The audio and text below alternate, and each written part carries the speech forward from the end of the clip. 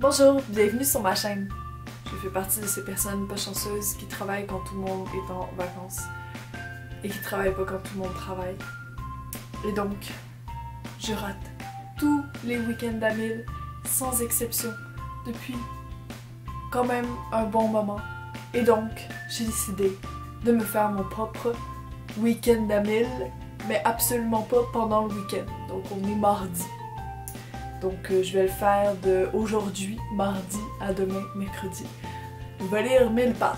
C'est parti. Je ne l'ai jamais vraiment fait. Ça va être la première fois que je fais réellement un défi de 1000 pages en 2 jours. J'espère y arriver. Puis au pire je me foire, puis on va survivre, puis on va bien rire. Et puis voilà, je me suis dit que ça pourrait être cool de vous amener avec moi pendant ces 2 jours. Donc on y va. Là, j'ai essayé de vous présenter un peu c'est quoi mes lectures du moment.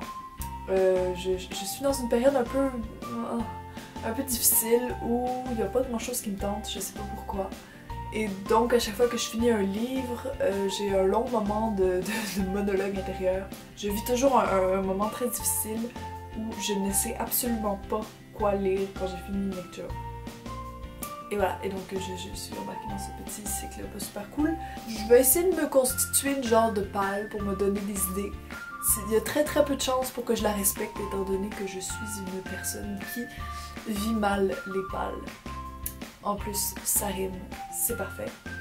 Mais je vais vous présenter ma lecture du moment que j'ai déjà commencé. En fait, c'est Chagrin d'école de Daniel Pénac. Je suis rendue à la page 86 sur 305 pages. Donc je vais essayer de le finir celui-là. Pour l'instant, j'aime beaucoup. C'est plein de très courts chapitres où en fait il nous partage son expérience de cancre à l'école parce que Daniel Pénac était un cancre. Et il partage un peu ses angoisses, c'est quoi que le cancre traverse, tout ça. Et au travers de ça, il donne ses expériences en tant que professeur lui-même, en tant qu'enseignant. Puis il montre un peu comment il s'en est sorti. Donc c'est un témoignage en fait, ça aborde pas du tout la forme d'une fiction. Ça se lit super vite, c'est beaucoup de voyages justement entre témoignages sur son expérience de prof, témoignages sur son expérience de cancre. On voyage un peu dans tout ça et dans différentes réflexions sur l'école, sur les notes, sur ce que vous voulez. Et ça, je trouve ça hyper intéressant, même si c'est sûr que le système français, le système d'éducation français est différent du système québécois. Je trouve qu'on s'y reconnaît quand même beaucoup là-dedans parce que voilà, je pense qu'on reste avec un système quand même relativement semblable, bien que avec quelques différences. Mais voilà, donc pour l'instant c'est ce que je lis. J'aimerais lire également. J'aimerais également terminer Shades of Magic de V.E. Schwab, dont tout le monde a entendu parler, c'est un livre super populaire et tout. Et je suis rendue à 284. Et en tout, c'est combien de pages? C'est genre 500 pages. Et voilà, et je me suis arrêtée, j'étais bien avancée et c'était bon. Et je suis juste passée à autre chose, il y avait un autre livre qui m'a tenté. Comme très souvent ça m'arrive, mais vraiment régulièrement. D'ailleurs, dites-moi si vous faites ça vous aussi. Abandonner, juste mettre les livres de côté quand vous en avez un autre qui vous plaît plus. Donc lui, ce serait cool que je termine. Pour l'instant, ça me plaisait beaucoup, j'aimais beaucoup les personnages et j'adorais l'univers qui est hyper original, hyper bien développé, vraiment j'aimais beaucoup. Mais au niveau de l'action, il y avait un petit bémol parce que justement, j'avais dépassé la moitié et j'ai pas eu l'impression que l'action principale était encore engrangée. J'avais l'impression d'être toujours à l'introduction, donc c'est sûr que ça c'est un peu normal quand tu plonges dans un roman de fantasy. Quand tout est à situer en fait, que ce soit justement l'univers, les personnages, comment... Bref, on sent que pour l'instant, l'autrice set le décor qui va servir à l'intrigue principale. Mais je trouve que c'est un petit peu long comme setage de décor, même si je sais qu'il va y avoir d'autres tombes et tout. On va aussi essayer de lire des BD parce que sinon je n'arriverai pas au bout de ce challenge, c'est impossible. Et donc moi j'ai ceci, Patience de Daniel Close, que j'ai juste croisé à la bibliothèque et puis je me suis rappelé que Lemon June avait parlé de cet auteur-là. Et donc je me suis dit, pourquoi pas, hein? Je suis toujours très ouverte à l'idée de découvrir des nouvelles BD, j'adore les BD. Et donc on va essayer ça. Okay. À peu près 200 pages, bon, ça peut toujours faire du bien. J'ai également, alors ça c'est une BD également, et qui parle de la vie de Josephine Baker, que j'avais vu dans Culottée. C'était une des femmes dont on racontait l'histoire, donc c'était une chanteuse, danseuse qui avait été vraiment connue, puis c'était pendant l'époque...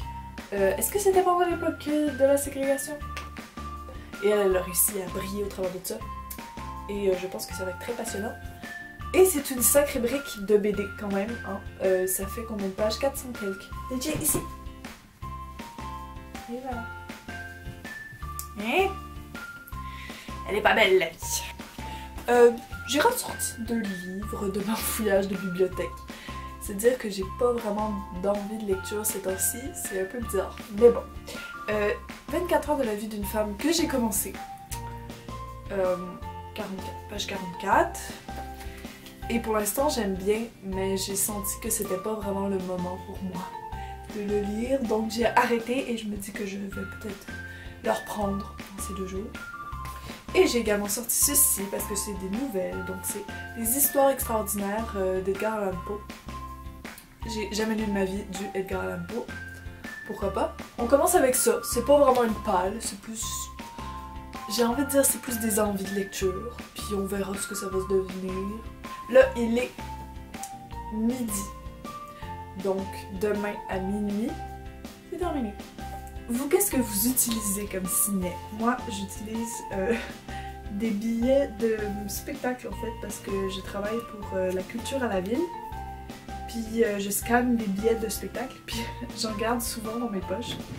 Et je les utilise, ou alors j'utilise des billets de cinéma ou de pièces de théâtre que je suis allée voir. Je trouve que ça a juste le format parfait parce que c'est pas trop long, fait que tu peux les mettre dans des livres poches. Puis en même temps, ça a pile la bonne largeur. J'adore. Puis en plus, j'aime ça parce que c'est comme des traces de voyage. Alors, il est 3 heures, donc ça fait 3 heures que je lis. J'ai avancé dans Chagrin l'école, d'une 30aine de pages à peu près. Ça se lit pas super rapidement, mais c'est toujours super bon. Et j'ai commencé et je suis déterminée à le terminer bientôt. Josephine Baker. Donc, d'ailleurs, j'ai pas donné le nom de l'auteur, c'est de Catel et Boquet. Je vais peut-être l'écrire pour que ce soit plus clair. Donc voilà, je suis rendue pas aux 3/4, mais j'approche. J'ai lu 311 pages. Voilà, ça se lit bien, c'est une BD. Et en même temps, c'est assez consistant. J'ai rarement vu des BD aussi, voilà, aussi consistantes. Et puis c'est juste excellent, vraiment. On va suivre vraiment toute la vie de Josephine Baker. C'est une personne fascinante qui débordait de joie de vivre, qui débordait d'énergie, de passion. Une artiste, mais également une femme très politiquement engagée qui va, entre autres, être espionne pendant la Deuxième Guerre mondiale, ce genre de choses. Donc voilà, elle a vraiment la classe, elle est badass, j'ai envie de dire. Et puis c'est super passionnant, sa vie, vraiment. Et j'apprends plein de trucs, justement, sur une personne qui a peut-être été un peu effacée par l'histoire. Ben, j'en sais rien, peut-être que pas, mais que c'est moi qui suis un peu ignorante. Mais moi, en fait, avant de lire Culottée, j'avais jamais rien entendu de cette femme-là. Et puis ben, je suis vraiment contente de la découvrir avec ce livre-là qui est juste parfait. Le rythme est parfait, les dessins sont juste... Tout est parfait, voilà. Tout est parfait, tout est bien, tout se lit très rapidement. Et puis voilà. Et donc là, je prends une pause pour sortir mon chien, pour aller prendre une marche avec lui, là, parce que ben, lui, il a dormi pendant 3 heures. Mon chien, on dit que les chats dorment beaucoup, mais les chiens, sérieusement, en tout cas le mien, c'est impressionnant. Si vous avez un chien, combien de temps il dort dans la journée? Moi, je pense qu'il dort genre 10 heures sur... il doit dormir une 20aine d'heures par jour, c'est pas possible. Ok, fait que on va prendre une pause, puis ensuite on revient. Là, ouais, j'approche des 500 pages. Voilà, quand j'aurai fini ça, on aura fait la moitié de mon challenge. Et voilà, je reviens de sortir mon petit chien et il fait froid et il neige. Et maintenant, j'avais oublié d'allumer les bougies. Là, je vais allumer les bougies et je vais me replonger dans ce livre. J'ai eu la chance aujourd'hui de faire la connaissance de l'incroyable Josephine Baker. Une femme inspirante, animée d'une volonté resplendissante qui le poussait à avancer toute sa vie. À une époque où être femme et noire signifiait avoir une existence difficile et des possibilités extrêmement limitées, Joséphine Baker a pris sa vie en main et a pulvérisé les limitations qu'on a pu tenter de lui imposer. Elle aura fait de cette existence quelque chose d'aussi vivant, unique et excentrique qu'elle-même. Elle aura laissé derrière elle de nombreux animaux, une dizaine d'enfants multicolores, ainsi que Paris, qu'elle aura charmé jusqu'à ses 70 ans. Ce fut une femme inspirante qui illumina ma journée. Je viens de terminer Joséphine Baker et c'était une lecture incroyable. C'était une personne incroyable en fait et voilà, c'est une biographie très bien rendue je pense. Très objective qui expose sa vie. C'est vraiment une femme extraordinaire que je ne connaissais absolument pas. Elle a fait tellement de choses incroyables. C'est beaucoup plus que l'image qu'en gardent les gens. Son idéal dans le monde, en fait, c'était juste un monde où tous les êtres humains seraient réellement égaux. Et je pense que c'est effectivement... c'est un idéal pas pire et avec lequel je suis plutôt d'accord. Et puis voilà, c'était vraiment une personne très inspirante. Alors, il est 9h, il est bientôt 10h en fait. Je viens juste de me réinstaller. J'ai mangé, j'ai joué à un jeu de société et tout. Donc ça va prendre un petit peu de temps. Je vais me remettre... Alors là j'ai commencé... En fait j'ai recommencé Liaison dangereuse. Je m'étais arrêtée à la page 180, je l'avais commencé cet été puis j'avais adoré le début. Et puis comme ça m'arrive constamment, je l'avais arrêté pour lire d'autres livres et puis j'ai oublié de le reprendre en fait. Donc là je le reprends un peu, c'est vraiment très plaisant comme lecture. Et ça se lit quand même assez rapidement, même si c'est écrit assez petit et que c'est un langage assez complexe et assez peu habituel, mais ça se lit très bien. Et je vais alterner donc entre ça et entre Chagrin d'école pour ce soir. J'ai l'air encore un petit peu avant de me coucher. J'ai lu 490 pages, donc si je lis encore une dizaine de pages, je suis ok pour la journée. Et puis on verra demain qu'est-ce que je vais faire. J'ai un petit peu plus de trucs à faire demain. Mais voilà.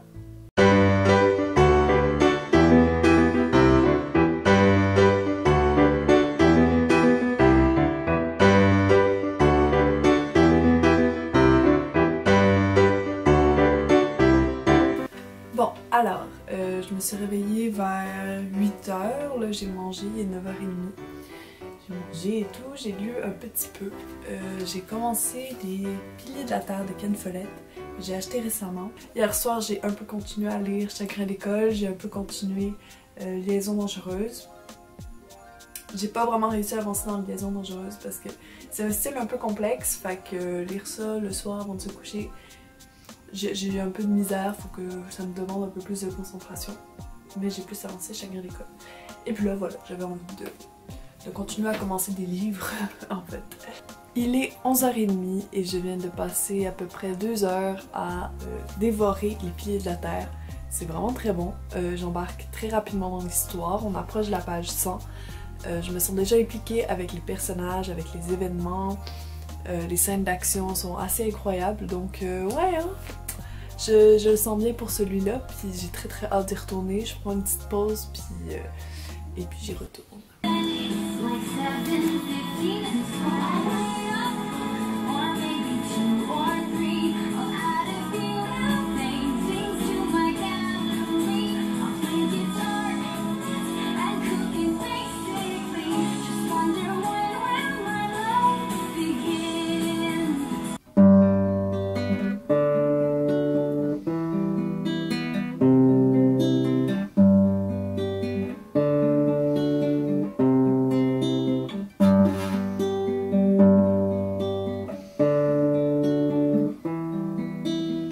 Alors, il est 3h30, j'ai lu 660 pages en tout. Il faut que je lise 340 pages d'ici ce soir. Je suis pas sûre d'y arriver avec Ken Follett parce que voilà, je me sens capable de lire mettons 100 pages vu que j'en ai lu 100 en toute une journée. Donc voilà, il va falloir que je m'active pour lire une autre un autre 100 pages de ça. Et je vais lire ça qui est à peu près 200 pages. Vu que ça va être un petit peu plus facile, vu que c'est une BD. Je sais pas trop si je vais y arriver. On verra. En tout cas, peut-être que je vais être au moins proche. Me voilà de retour de ma petite sortie. Je suis passée à la bibliothèque comme prévu et j'ai emprunté quelques petits trucs. Et je me suis dit que ça pourrait être intéressant de vous présenter ce que j'ai emprunté.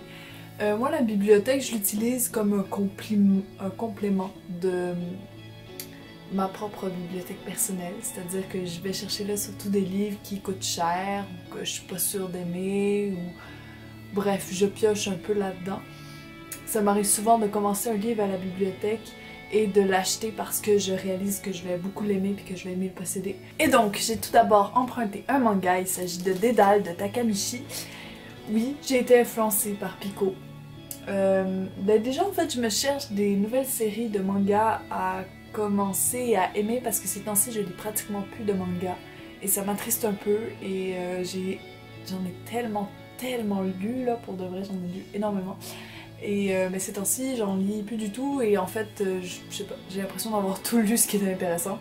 Et celui-là, c'est la première fois qu'on m'entendait parler, puis je me suis dit que j'allais essayer. Ensuite, qu'ai-je pris d'autre? J'ai pris surtout des romans au final. Ok, on va continuer avec les influences de Pico. C'est quoi ça le nom? C'est La destinée, la mort et moi. Comment j'ai conjuré le sort. Et en fait, il s'agissait d'un des livres qui était suggéré pour les suggestions des livres Poudlard. Pour Poudlard, des maisons Poudlard. Et moi, je suis Serpentard et fière de l'être.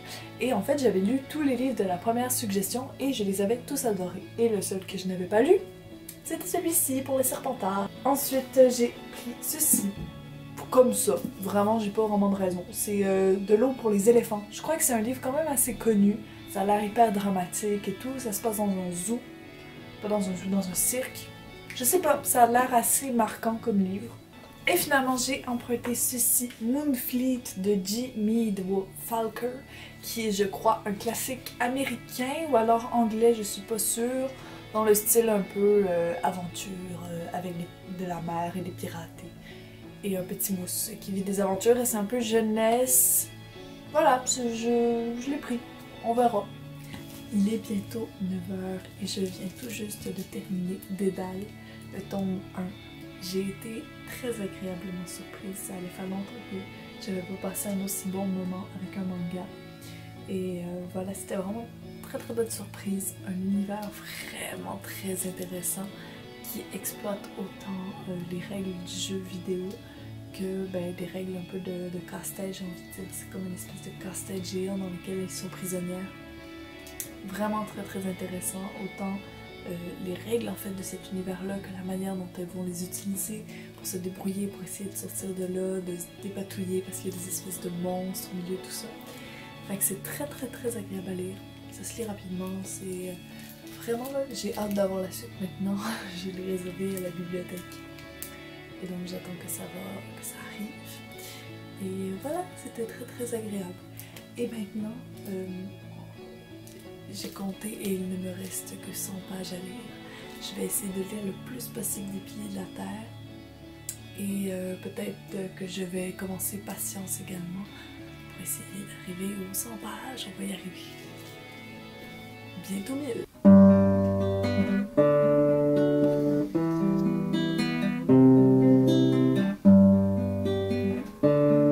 Bon, alors on est le jeudi matin. Hier j'ai lu jusqu'à minuit pile pour essayer de lire le plus de pages possible. Je me suis rendue presque à 200 pages des Piliers de la Terre. Et puis en voyant que je n'arriverais pas à lire à peu près 50 pages de plus, je me suis lancée dans Patience. J'ai lu 50 pages de Patience et c'est très bon et je vais le continuer aujourd'hui, le terminer aujourd'hui probablement. Et c'est vraiment très prenant et je m'attendais pas à aimer ça à ce point-là parce que c'est un style un peu particulier. Mais ça m'a réussi, Et donc, j'ai réussi mon challenge avec 1007 pages. C'était short, c'était très short. Une chance que j'ai décidé de lire Patience à la dernière minute. Je m'attendais pas à la réussir. Je pense que je l'ai réussi surtout grâce à Joséphine qui m'a quand même fait bouffer pas mal de pages. Et voilà, c'était super cool. J'ai bien aimé mon expérience. J'ai fait tellement juste des belles découvertes. Je suis pas mal contente. J'ai avancé dans les piliers de la Terre et sérieusement, ça va être ma lecture, je pense. Dans les prochaines semaines, je vais me concentrer là-dessus parce que c'est juste excellent. J'étais complètement passionnée. En fait, j'ai eu du mal à le lâcher pour lire Patience parce que j'étais juste trop prise dans ces histoires-là. J'adore, moi, les intrigues politiques, en fait, où il faut que tu réfléchisses à chacune de tes actions, sur ça va influencer telle personne qui va alors faire telle action et tout. Puis là, tu calcules, puis tout. Puis c'est pas mal juste ça, en tout cas, là où je suis rendue, c'est très politique et très... c'est un truc d'élection et tout. Ah, passionnant, vraiment passionnant. Puis on se retrouve vraiment au cœur de l'église de cette époque-là. Et de toutes les machinations, à quel point c'est compliqué. Je suis même pas rendue à la construction de la cathédrale, puis c'est passionnant. Fait que j'ai pas mal hâte que ça embarque. Puis encore une fois, les personnages sont assez écœurants. Là, j'aime bien, ils sont assez complexes. Ils sont ni tout noirs ni tout blancs. Puis en même temps, ouais, c'est très très bien. Puis il y a quand les gens sont méchants, je sens déjà que je vais aimer les détester, genre. Je sais pas si vous voyez. En tout cas, il va y avoir des bons méchants, je pense. Des bons gentils. Ouais, je pense que ça va être très très efficace. Et puis voilà, j'étais complètement happée. Puis Patience. Patience m'a vraiment surprise. C'est vraiment un truc avec un voyage dans le temps. Et puis c'est en un tome, donc je vais le dévorer aujourd'hui, je pense. Et vraiment, les dessins sont assez peu... c'est pas ce à quoi je suis habituée. C'est pas très souple, j'ai envie de dire. Ça manque peut-être un peu de souplesse, mais en même temps, ça fait partie du style. C'est-à-dire que je trouve que les personnes ont l'air très rigides, un peu figées dans leurs expressions. J'ai imité, c'était bizarre en tout cas. Ils ont l'air un peu figés sur les pages, je trouve. Mais c'est ça fait partie du style, un peu comme les couleurs vraiment assez flashy qui sont utilisées. Ça t'explose à la face, puis ça donne vraiment une identité propre à l'œuvre. Ça, je trouve ça vraiment cool. Et puis l'histoire en elle-même est assez intéressante, donc j'ai hâte de voir où ça va nous mener. Je pense que ça peut nous réserver pas mal de surprises. Voilà, ça s'est très très bien passé. Je pourrais pas faire les autres week-ends d'Amil parce que je travaille les fins de semaine, mais je vais sûrement refaire ça pendant la semaine quand ça va me tenter. J'espère que vous avez aimé me suivre pendant ces 2 jours de lecture. Moi, ça a été une super expérience. Et donc, je vais vous dire à la prochaine. Au revoir.